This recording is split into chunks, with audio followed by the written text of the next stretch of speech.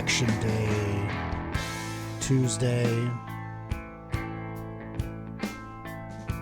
It's been what feels like a very, very rough week for really everybody.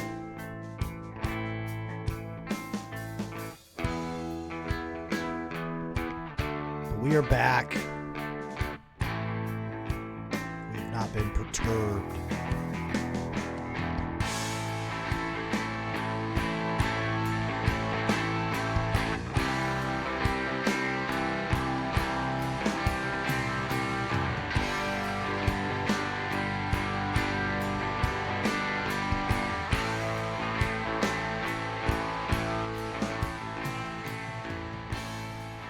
Vote Lucha Libre Tuesday, ladies and gentlemen. I think we can all agree that is the right decision. Lucha Libre, pro wrestling, whatever you will. For those of you that follow on threads, you know the situation that I have been in as of late. Not a fun deal lately for me, but we're here. We're going to do what we can to bring you the wrestling perspective. And that's all this show ever should be, will ever be, has ever been. Whether you have been along for the ride since day one, there's some of you that have been, or if you're new to the pod and you somehow paid attention throughout these last few months where I have been admittedly horribly MIA, I appreciate it very, very much. And yeah, so with that, we're just going to get into the graps, folks, because there is so much that has happened. I looked at today when I was deciding, okay, I'm going to do a podcast. It's time to come back. I was like, what number even is this? It's 79. And I've also titled, It's Been a While, but man, a lot of shit has happened in the wrestling business. And we're going to go ahead and, since it's been a somber week for me, I'm going to go ahead and get into the shit talk. And we're going to go ahead and fucking shit all over this man here, Eric Bischoff. The man that basically buried AEW way back in the day before they ever even had a chance to get off the ground. And then groveled during the pandemic when he realized, oh, holy shit, I actually need a paycheck still, and little did I know, people actually don't give a fuck about my perspective, considering that I, very much so had a huge hand in fucking WCW up. So I'm going to grovel and get on the good graces of AEW.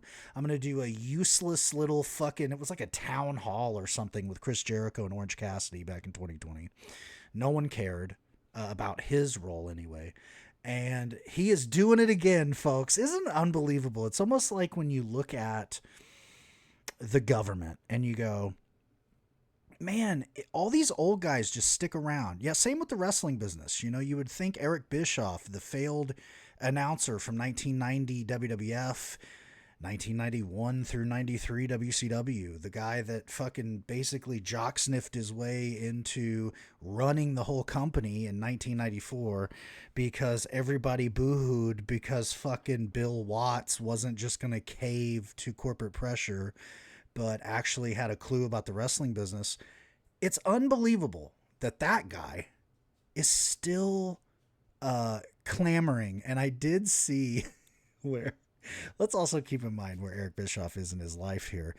He has to legitimately sell insurance for Conrad Thompson because he probably owes him money for the failure of his fucking podcast, because I can't imagine anybody actually giving money to a podcast where the end of the podcast is the guy loses and that company goes out of business. So if I don't know.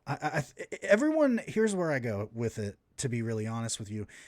If in 2024 everyone's on Tony Khan's dick about, well, why aren't you guys competing with WWE? Then why are we giving Eric Bischoff any time? He actually had the upper hand over Vince in the late 90s. The By the way, the unanimous upper hand. If you go back in time to 1997, specifically the middle kind of early summer of 1997, I mean, WCW's dominating WWF. It's not even close. It's actually a joke. It was a point where Nitro ratings were lapping WWF ratings. So you fucked that lead up. And now he's in MLW, folks. So on December 5th, he's doing Eric Bischoff's One Shot, where he's the GM for one night in a show there in Queens. And believe you me, folks, I will be watching with every bit of excitement because I can't wait for that to get over. As our buddy, and I'm being very sarcastic, Jim Cornette would say, like a fart in church. I just really wanted to start with that because, when I mourn, I love to shit on somebody. You know what I mean? Let's feel better about ourselves than somebody else, right? Come on, folks. We all do it. Let's just all rejoice in that because, man, unbelievable. Court Bauer, Jesus, dude. Are you really that desperate that you got to give that guy a fucking paycheck? Jesus. Also, if we're going to go into housekeeping, we might as well keep up with that. Unfortunately, it looks like Private Party won the AEW World Tag Team Championships because of an injury. Nicholas Jackson out with a separated shoulder. So he apparently done. They had to drop the belts anyway. They decided, hey, Private Party, let's go. I mean, fuck. We left a lot to be desired at Wrestle Dream. It was a great match, but yeah, I think it was a great move. I had that on my notes anyway to talk about. Love Private Party winning the titles. I love my favorite thing about after that match was the Bucks shredding documents in the locker room. I fucking love that. It's like, what are these documents you need to shred? What did you do? Jesus, what is this, Watergate all of a sudden? What happened? Are you trying to shield the inside job that was you guys fucking losing the tag titles? I love that little wrinkle. Unbelievable. Great way for a guy like Nicholas Jackson to leave too on injury, right? It's like, fuck, what happened there? It feels like an acid trip. It's like guys were shredding documents. Jack Perry got domed on the outside of the fucking locker room by Daniel Garcia in, I dare say, a bit of a homoerotic moment where Jack Perry's kind of snickering while Daniel Garcia had him pinned against that wall. Hey, listen, I'm not judging. I'm just calling it like it is. And I'm excited about that TNT Championship feud, though. I will be honest. I think that's a great little mesh there. I hope to God Daniel Garcia gets the title there, even for a little short while. But unfortunately for everyone, yes, Nicholas Jackson apparently battling a separated shoulder, but they are hoping that January 5th, that Wrestle Dynasty show where they're doing the New Japan AEW crossover, but in the Tokyo Dome, where he can come back. So we'll see. We'll see.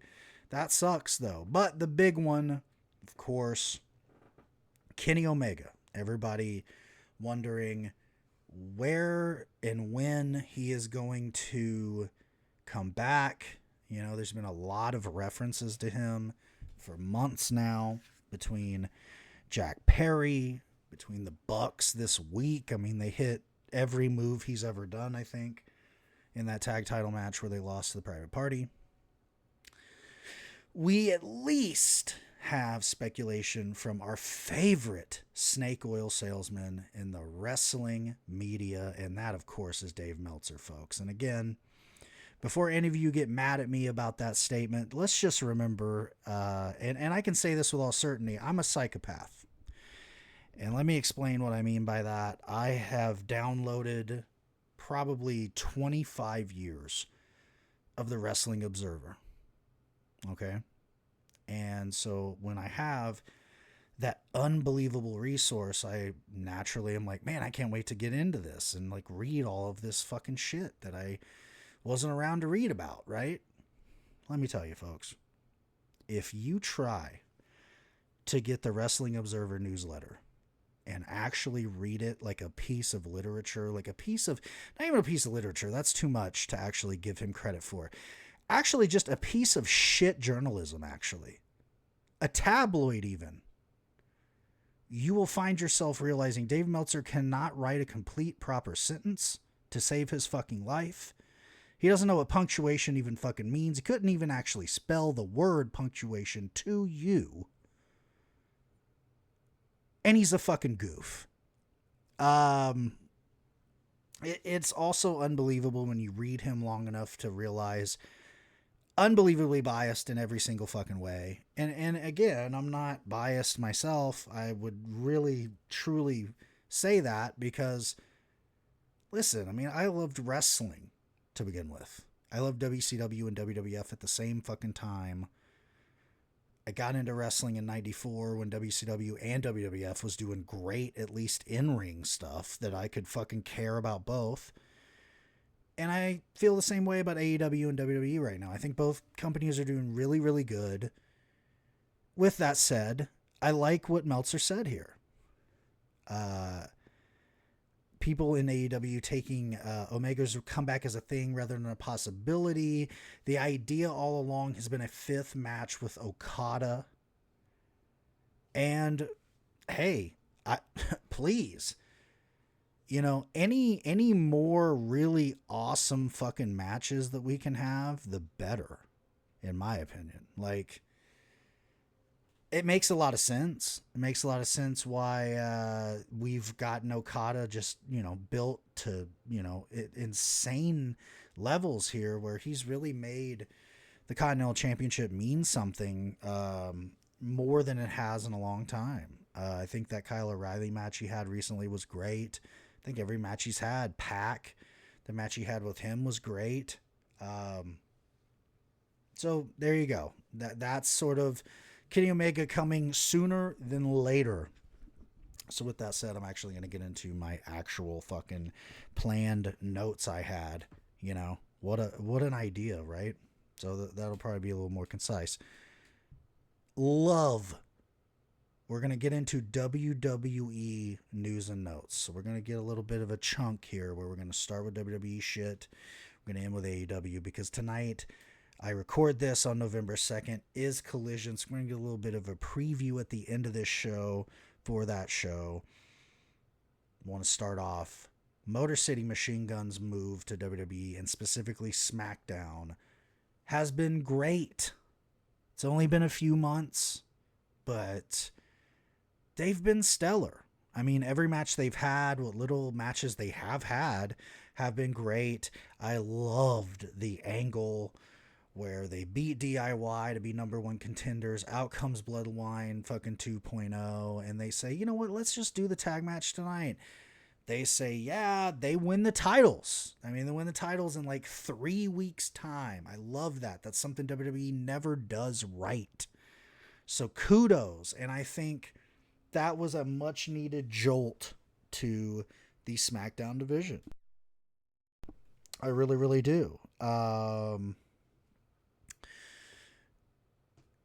I think that they are long overdue something like this. It's a shame that they have to be in their 40s to finally get a move to WWE and a real push. But hey, better that than nothing at all. It's like LA Knight, to be honest, who we'll talk about soon. He's in his 40s as well. It's like at least now he's getting showcased because he's been a guy that's been great in the business for a long time. Rhea Ripley, unfortunately, just came back. She's out again now with a confirmed orbital bone injury. Legit. It sucks. They did the whole little weird angle with Liv and Raquel on NXT in the parking lot to kind of let everyone know why she's been out. And then on the back of that, today on Crown Jewel, Liv Morgan, the first ever Crown Jewel Women's Champion. And, I'll say the same thing later about the main event with Cody and Gunther for the men's one. My issue is that these titles are not going to be defended. So it feels like, why are we doing this even? I hate it. I think it's a waste of dream matches. And I know they're doing it for the Saudis, and I understand they're getting paid 400 trillion billion fucking dollars, and I understand, whatever. And of course, there's, the whole political fucking angle of that where it's blood money. But, Triple H doesn't give a fuck about that.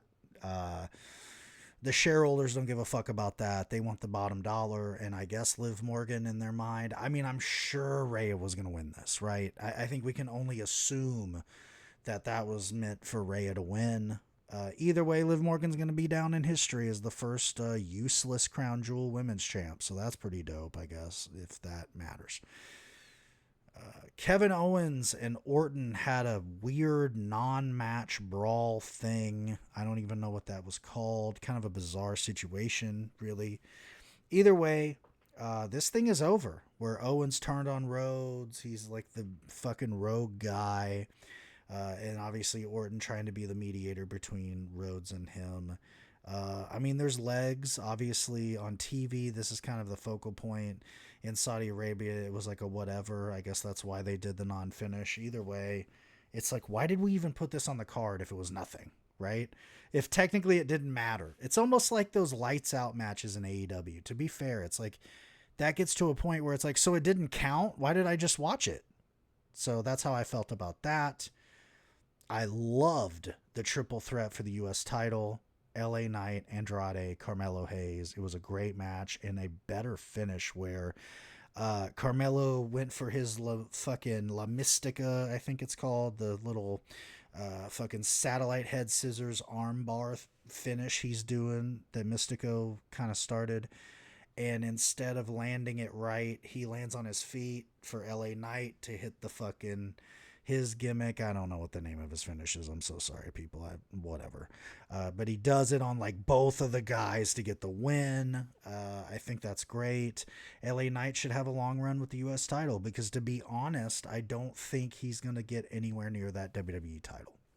And that is what it is. And with that said, Gunther, Cody Rhodes, the men's crown jewel match. It was a great match. I'm not going to lie to you guys. It was a great fundamental match. Back and forth situation, a lot of heat for Gunther, which was needed, and I really did love the finish where we had, the fucking rear naked choke, the roll up from behind where Cody gets the pinfall, but he was choked out. Everybody looks good there. Well done, because I think it couldn't have been a decisive one for either guy. That's just reality. You got to keep both guys good because you have two brands. I mean, it's common fucking sense. It's one of those things that I wish Tony Khan would sort of think more of. But either way, I thought that was solid. Also, honorable mention, Seth Rollins beating Bronson Reed after 3 curb stomps and him kind of shrugging him off. That's a great finish to me. I love the fucking heel monster not winning, but also not being the little bitch out of it. So that's great. That's a great little return for Rollins as well. They need him healthy, though.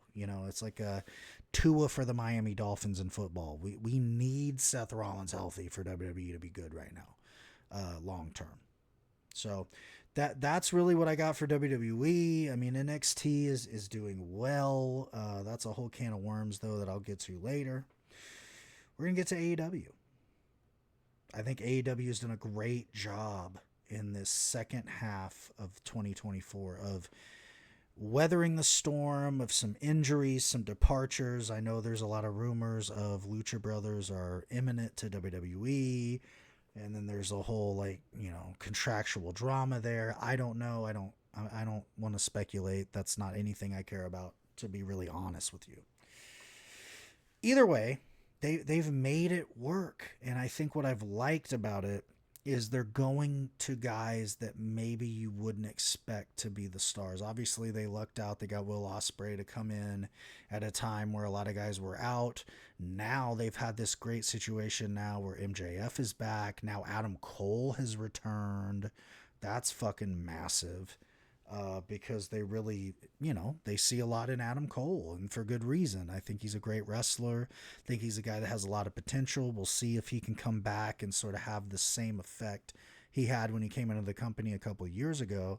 Um, I love the thing they've done with Moxley, Pac, Claudio, Marina Shafir, and of course Wheeler Yuta, where they sort of used Bryan Danielson's regular in-ring retirement as a conduit to just basically murder the idea of AEW and the whole idea of them re-imaging the company. And I wrote in my notes, and I think, maybe a dramatic interpretation, it's like they're the shadow government of the company, and nobody knows who's running them, who is funding them, if we're going to talk about like them being a terrorist cell, right? And that's how I sort of look at it. And I think that that's sort of maybe not what they're thinking, but it's been how they've positioned it, though, thankfully. And I think with Marina being handcuffed to the briefcase with the world championship belt in it this whole time, it's just great little nuances. And you never have any delusion of grandeur that they are the evil guys. It's like my wife hadn't seen Die Hard, and we started watching it, and fucking, you know, you can just tell from the very beginning the heels are the heels.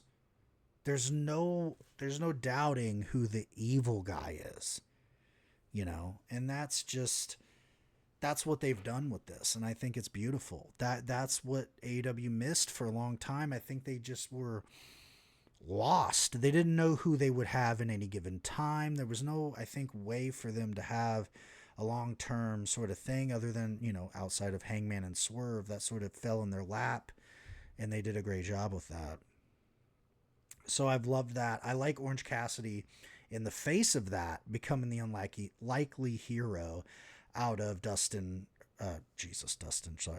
Chuck Taylor getting murdered, and, everybody else, and Wheeler Yuta sort of coming into the fold because he basically killed Bryan Danielson in his little retirement. Beautiful. Uh, and I guess I'll get into that. I think it's funny that a lot of people are mad that Bryan Danielson has been like taken. It's like people think Bryan Danielson's like fucking retirement sucked. That's crazy to me. I think it's been the best retirement in a long time. And the reason that I think that is because a lot of guys got over. And it wasn't just Danielson leaving as the guy. Not everyone can be Babe Ruth. Not everyone can be Sting. I think if you continue to do that, that sucks. That's not good for the business as a whole in the future of it. You need to put over the young guy. That is so essential in wrestling. And I think Bryan Danielson saw that. He knew, he obviously was great friends with John Moxley, and knew he was the sort of the catalyst. He's the franchise guy of AEW since day one. I need to drop it to him.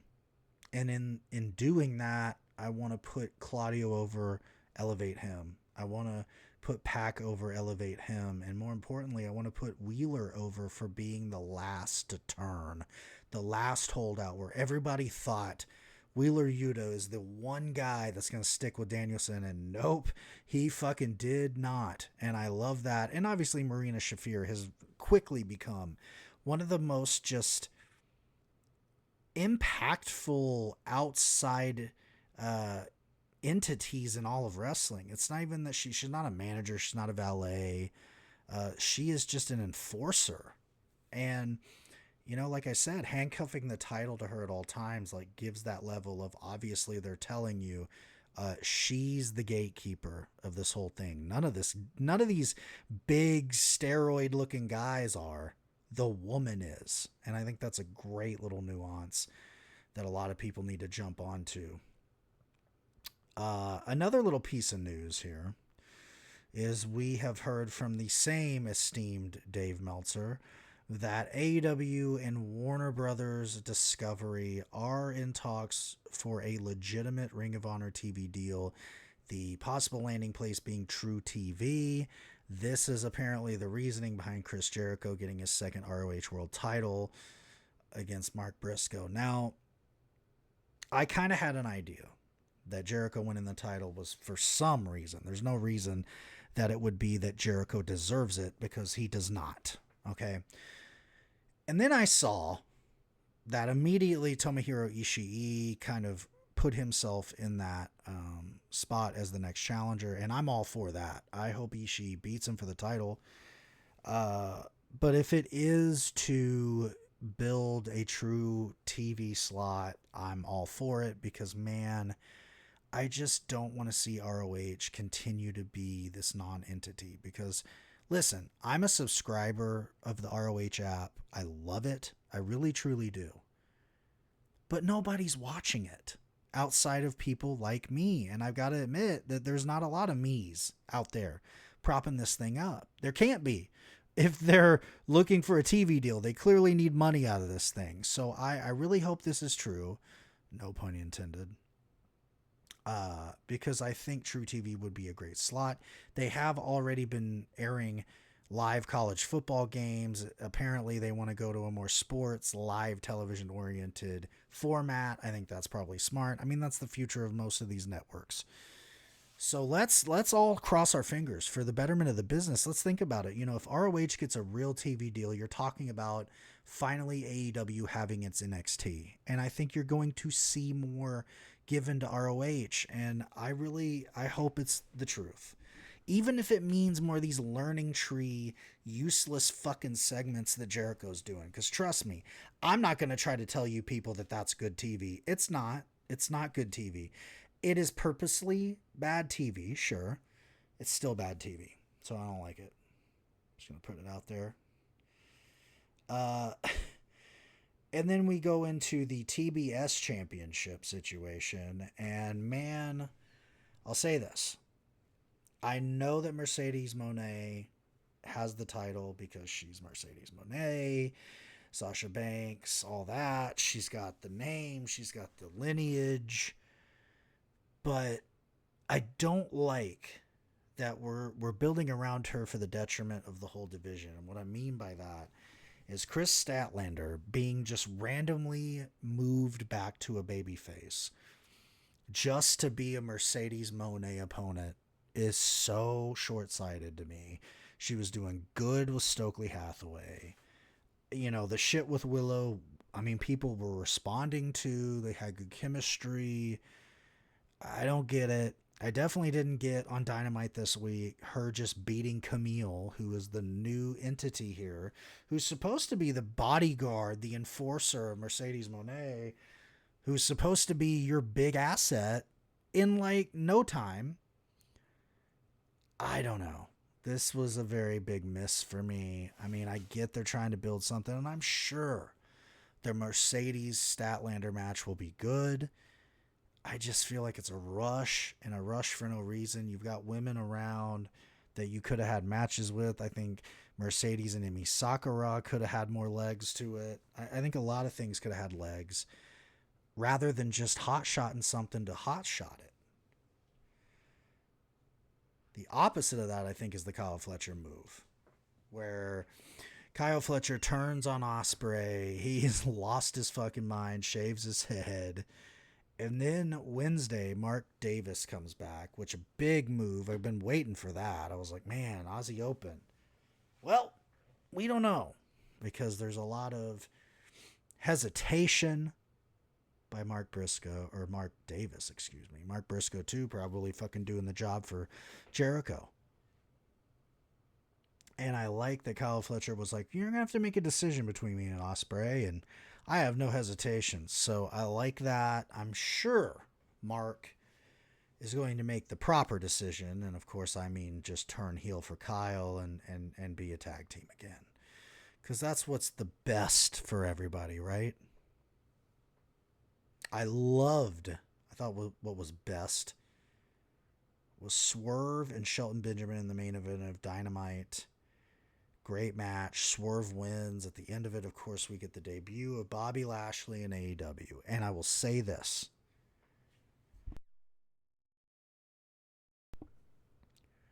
To begin with, I was not big on this. I thought, oh my God, this just feels like a WWE shoehorn if he comes in. But when I think about it, I think Bobby Lashley, outside of maybe a couple of moments in TNA, he's never really been presented as the true great in ring performer that he could be. Everyone gets lost, and WWE specifically got lost on how big he was, and so they made him the powerhouse guy, and they limited him, and they didn't let him be a mobile guy and an athletic guy. This is an Olympian level shoot wrestler. I mean, he really was a great amateur, and you can use that in modern wrestling. I mean, you got guys like Josh Alexander, guys like Zack Sabre Jr. I mean, shoot wrestling is Josh Woods. I mean, there's so many guys that use that in the repertoire. Dalton Castle. That I think Bobby being in AEW is a big win because that is where they're going to be able to really showcase his true ability. And hey, listen, everybody was all about the Hurt Business Online. I think the Hurt Syndicate come into AEW a little different. Maybe they add a little different pieces. Obviously, Cedric Alexander's still part of WWE as far as I know. So he can't be part of this. But maybe they add pieces, you know. I like it. I think it's something different. And, you know, it gives Swerve a purpose while he's in that sort of middle land where he's out of the, you know, the world title picture for a little bit. And I don't think that's a bad thing. I really don't.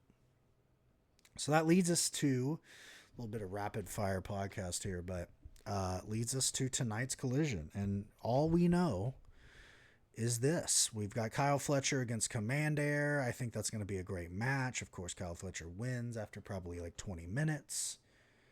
We've got the Dia de los Muertos match. Thunder Rosa against Harley Cameron. Who the fuck cares, I feel like.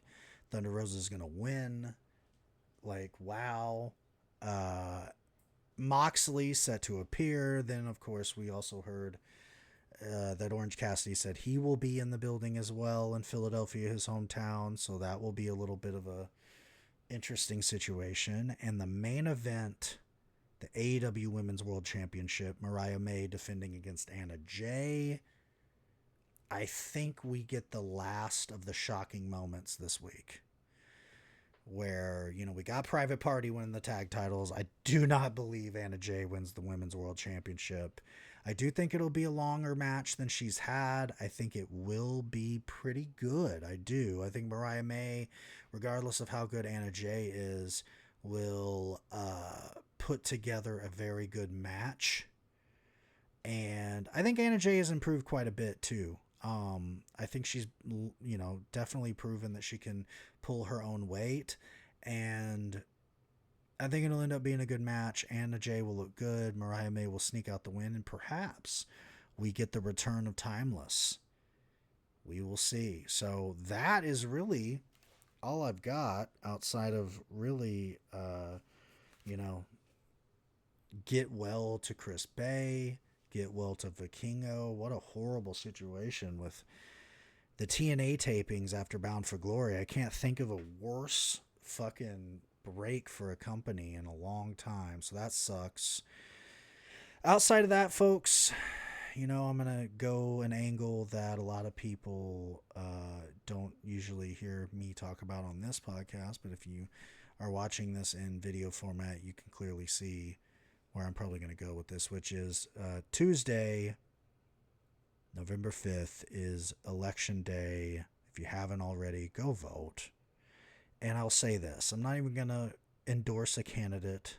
I'm not even going to tell you that the federal elections matter. I'm not. To be really honest with you, listen, I went to school for this. I'll tell you this. The elections matter on every level. They really, truly do. But I will tell you this, the election that matters will always be your local and state elections. So I don't care if you're disenfranchised with both presidential candidates. Go fucking vote, okay? Because when you vote on things like millage for schools and you vote for things like city planner, you really are making a difference in your community. That is directly your community. Okay. More importantly, the local statutes. Yeah, I don't know. Maybe there's a recreational marijuana statute where you live. Maybe there's an abortion statute where you live. Go vote. That you're the difference maker.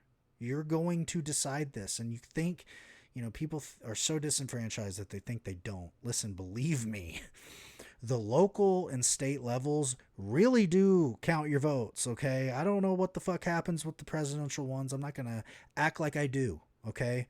But I will say from experience that your vote matters. It really, truly fucking does on some level. So please go vote if you are an American. If you are not, you can go ahead on Wednesday and laugh at us when it is another total bungled embarrassment. But for the Americans, just go vote, man. I mean, I know. I get it. Trust me. I know where we're at in the world. Probably better than most. I was one of the people a decade ago screaming about it. So I'm done screaming. All I scream about is go vote, dude. I don't care what you believe. Just go vote. Let your voice be heard. And hey, maybe fucking fund a park in the city you live in. Or maybe, give the hospital and schools a little extra money on the millage this year so that maybe your kids can live somewhere safe. So with that said, go fucking watch wrestling. I don't care what color, creed, nationality the wrestling is. That's the American way. Pro wrestling.